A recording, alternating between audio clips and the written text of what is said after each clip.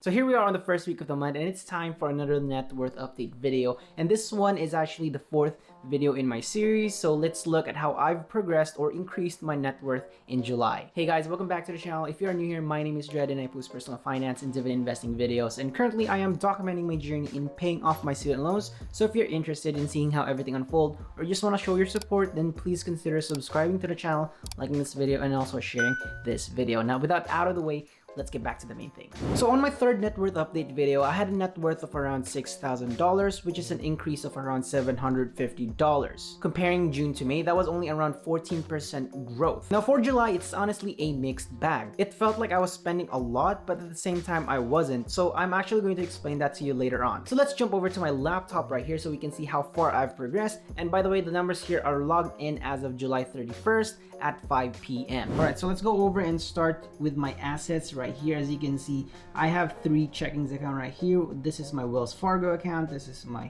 Chase account, and this checkings number 3 is my PayPal account.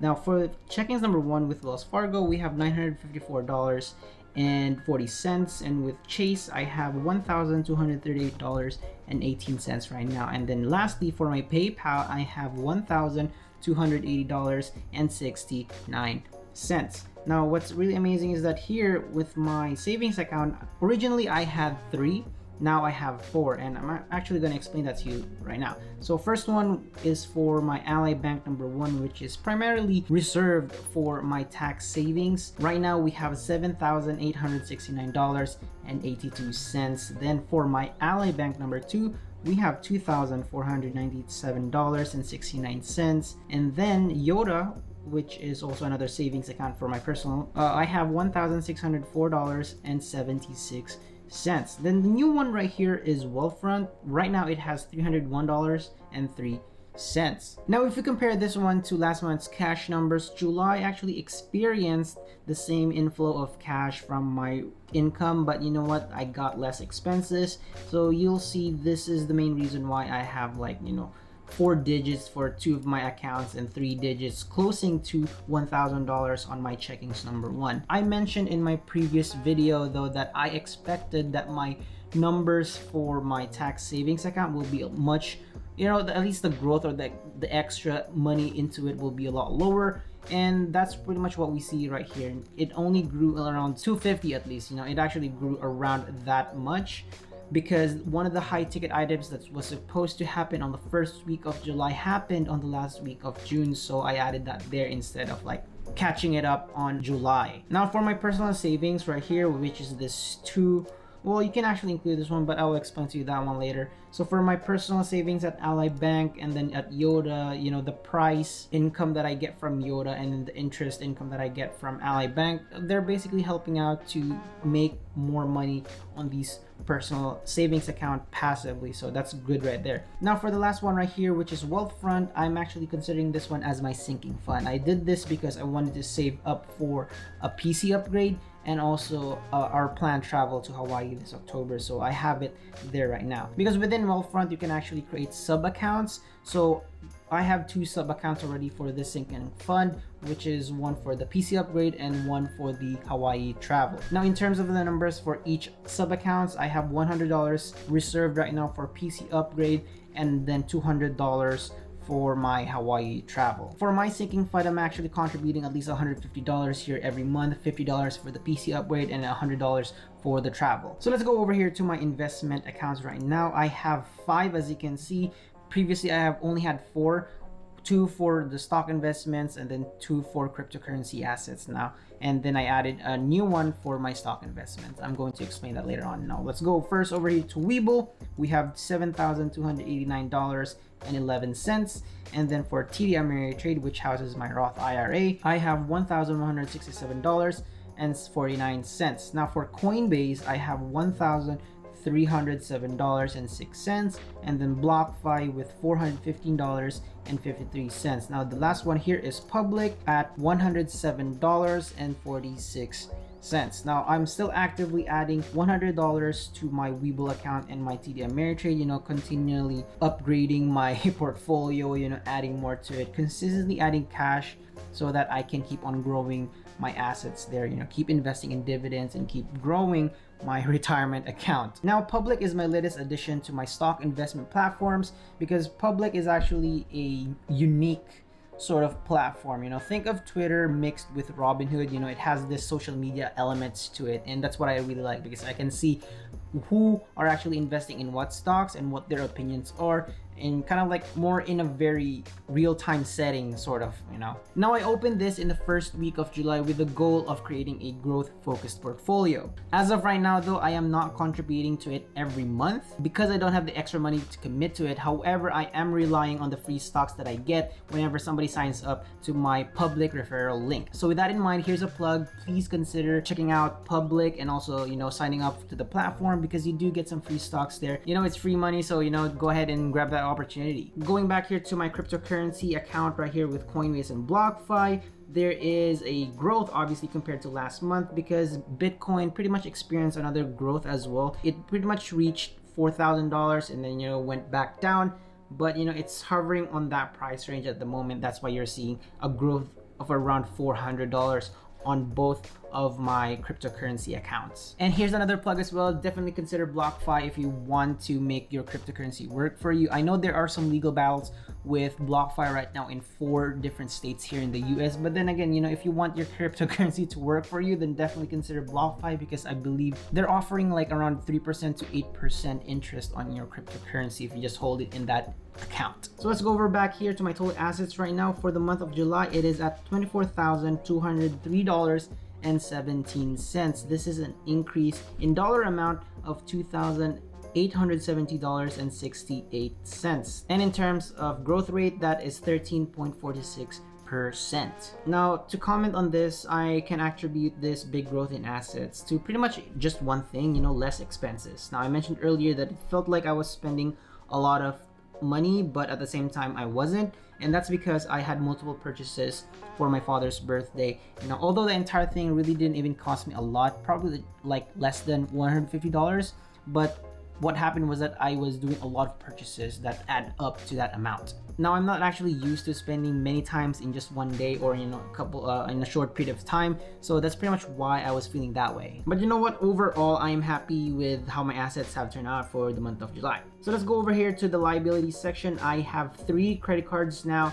and I will explain to you the new one here, which is the Chase Freedom Unlimited, later on. Now, so let's go over here to the first one, Wells Fargo. I have $1,299.67. I'm consistently paying $50 to this one every month, and there it goes. Now for Discover, I've reduced that amount to $5.48. Actually, to be honest, I've pretty much knocked this amount already, but then I decided to use my Discover It card again, so that now you'll see the $5.48.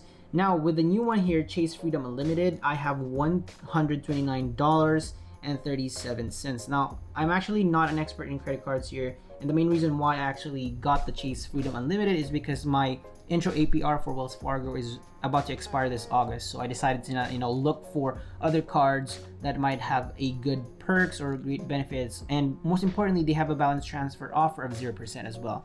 And Chase Freedom Unlimited is what I saw and what I found, and there you go. I applied for it. I think I got approved pretty quick, like within a couple of days. And to be honest, I didn't even know that I got approved already until I actually found an email that's saying your card is ready to use. I was like, what card? I didn't have any card. I didn't even know that I got approved. And when I looked at my Chase account through my app, I saw it there that the details was already there that I got approved. So there you go. I think I got this one in the middle of July, and I'm actually gonna go and create another video regarding how I got this, more details regarding the circumstances as to why I got it, just so that you can have an idea whether or not you should get the Chase Freedom Unlimited card as well. Now, one thing to keep in mind though, that when I actually did apply for the Chase Freedom Unlimited, I knew that there was going to be a balance transfer fee of around 3%, which was actually better compared to what other cards have been offering me, which was around 5%.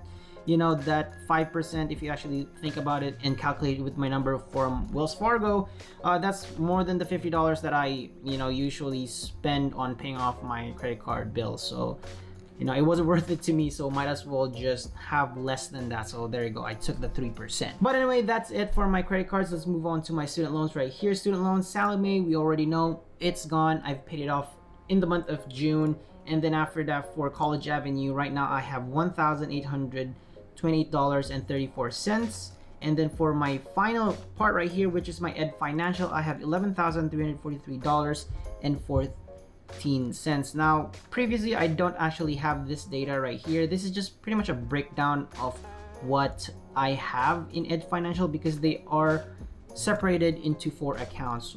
I have two right here with interests for 4.450% and then 5.05% on the remaining 2. I have $5,000 here, I have $1,700 here, and then 3.5 and then 600. By the time that I actually pay off my College Avenue loan, one of the plans obviously is to start picking off my Ed Financial, my federal student loans, because that's the only thing left, right? But in here, I'm actually going to be doing a snowball strategy as well. It's pretty much the same with what I did with my private student loans. I pretty much hit the lowest amount first just so that I can see that there's some sort of progress, that I'm actually canceling or removing this account in my data, because to me that was very it was very helpful. Psychologically it will help me continue on this path. So there you go. So that's what I'm going to be doing. I'm going to be hitting Group D first, and then after that Group B, and then after that Group C, and then Group A. And I've mentioned this one in my previous video regarding my student loan update. I am committing $100 to this one when the repayment happens in September. But anyway, let's go over to my total liabilities for the month of July. As you can see right here, it is at $14,606. And then the liabilities change in dollar amount. I have reduced my debts or my liabilities by $692.10, which kind of translates to a 4.52% decline. I really actually like this one, even though it's like one of the most boring things. It is there.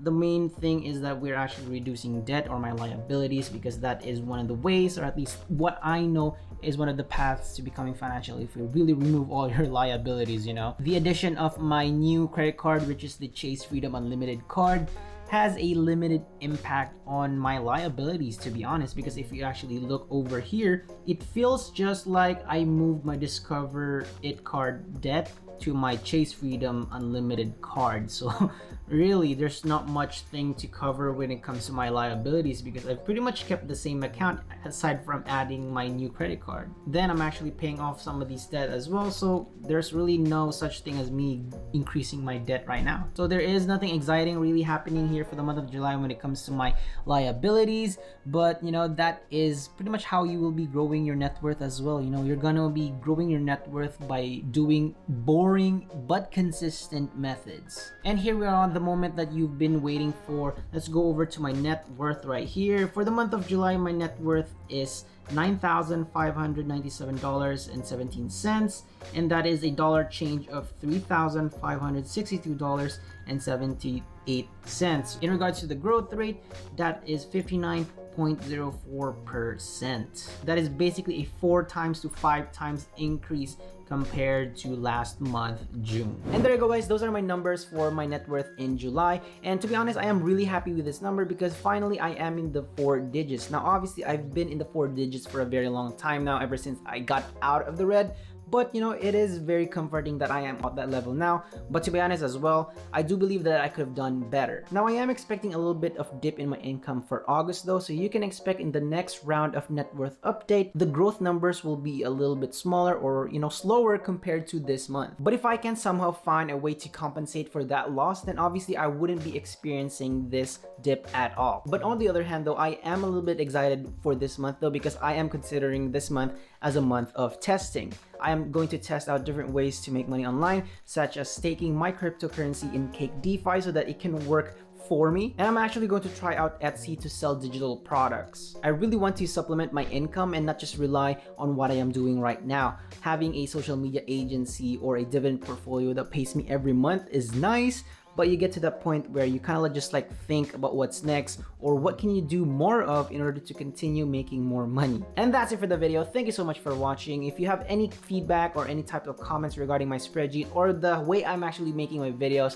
please comment them down below because I'd love to hear your feedback so that I can improve on my videos, the way that I actually talk, or the way that I'm actually doing my spreadsheets or calculating any data. If you have any suggestions on how I can make more money online as well, then definitely comment them down below because I'd love to hear those ideas. And by the way, if you got to this part of the video, I would just like to let you know that I really appreciate you, and that if you leave any comments below, I'm actually seeing them and I'm actually commenting on them as well. I don't know, for any reason, like YouTube likes to delete comments from me and from other YouTube channels as well. They do that all the time, and I'm actually getting frustrated why that happens, because I can't exactly respond to people's comments when they have legitimate questions, and you know, I just can't respond because it's not there anymore. So I would just like to let you know that I'm actually seeing them and I'm responding to them, but unfortunately YouTube is doing something to my account and to all the other accounts that's actually participating in this one. So please keep on commenting so that, you know, I can still see them and just, you know, respond to them, because obviously you're going to see the notification as well. But anyway guys, if you found this video helpful, please consider subscribing to the channel, liking the video, and then also sharing